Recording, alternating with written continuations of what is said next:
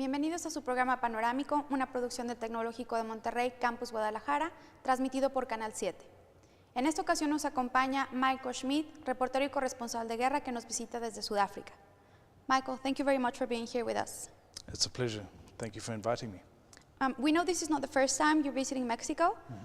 Why were you here last time and what you were doing? I actually came here on holiday about 12, 13 years ago, and I was primarily in the south of the country, around Yucatan and in Chiapas. The debate around the Zapatista insurgency had reached South Africa, and I was keen to see what was going on there for myself. I arrived during the San André Peace Accords, so it was just very interesting to see what was going on at that stage. Did you do any reporting from the Accords? Not from the Accords themselves. I did report a little bit on what was going on in the region. I went south afterwards into Guatemala, which was in its closing stages of its very long civil war also, and I've written a bit about that too. Okay, that's very interesting. I know that a lot of Mexicans follow the Zapatistas issue, and it's interesting to know that other countries were following the situation too. We know that you were a reporter and you're a journalist, but that you also consider yourself as an activist. How do you combine those roles in your professional life? Everybody comes from a different perspective, and that perspective, your own personal philosophy of life will obviously influence the way in which you work professionally, and the way in which you work professionally, again, vice versa, will influence your philosophy.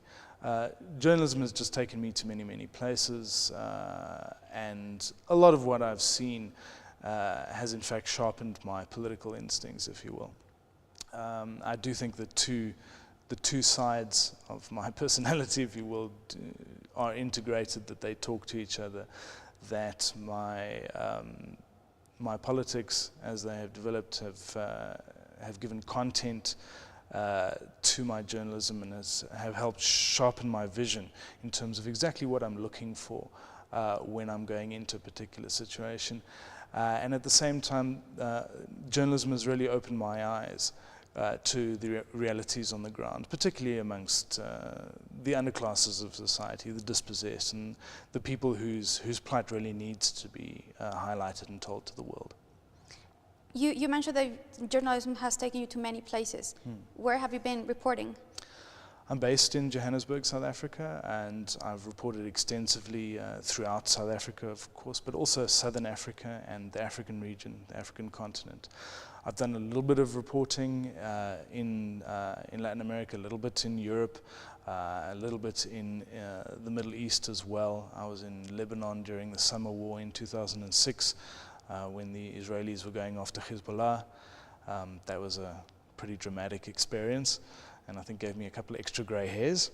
So, but primarily on the African continent. I've worked in Darfur, the Democratic Republic of Congo, Rwanda, and other countries in the region. All of these conflicts you're mentioning are war-torn countries, countries that have been through processes, very long processes of war, and right now they're trying to reconstruct themselves.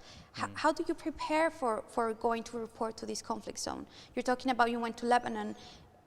What kind of research do you do? How you prepare yourself to know that you're going to be in that situation and that you have to perform your duty as a reporter? Yes, it's definitely important to do a lot of background research before you just throw yourself into a situation like that.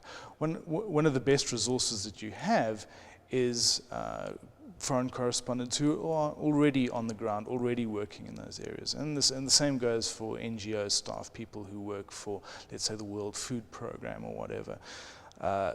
I will always call these people ahead of time and say, what's the real situation on the ground?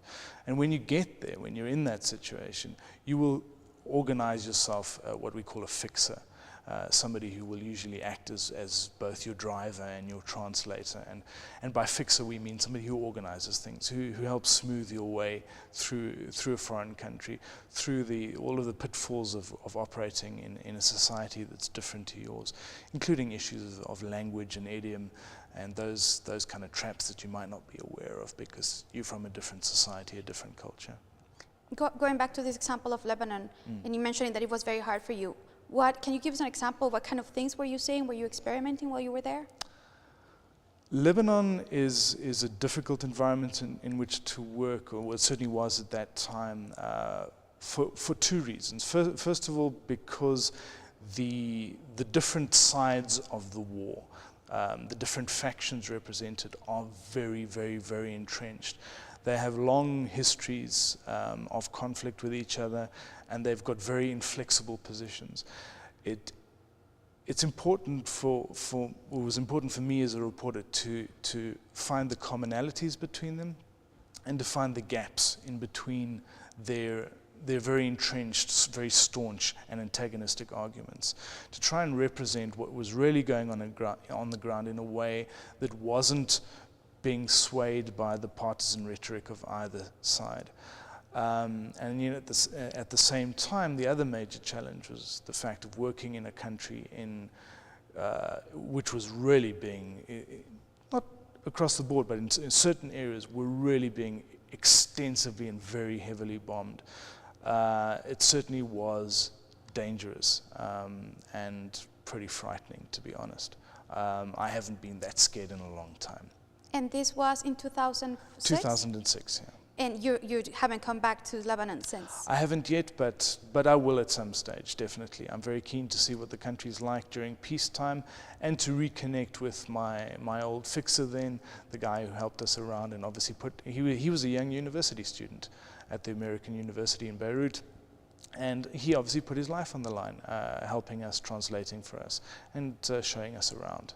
And how do you contact this fixer? It was somebody that we in fact met when we were in Beirut. Our driver had been somebody. Your driver usually acts as your fixer. In this case, we'd gotten hold of a guy in Amman in Jordan, and he managed to drive us in through the north of Lebanon on the very last road that was still open, that in fact got bombed about half an hour after we'd passed through. So we cut it very fine. We were lucky. We managed to get into the country on time. But once we were in the country, we in fact found ourselves a new driver, and we encountered this youngster who offered his services, and we owe a lot to him for that. Thank you for sharing your experience. We'll be right back with you. Continuamos en un momento con su programa Panorámico, una producción del Tecnológico de Monterrey, Campus Guadalajara.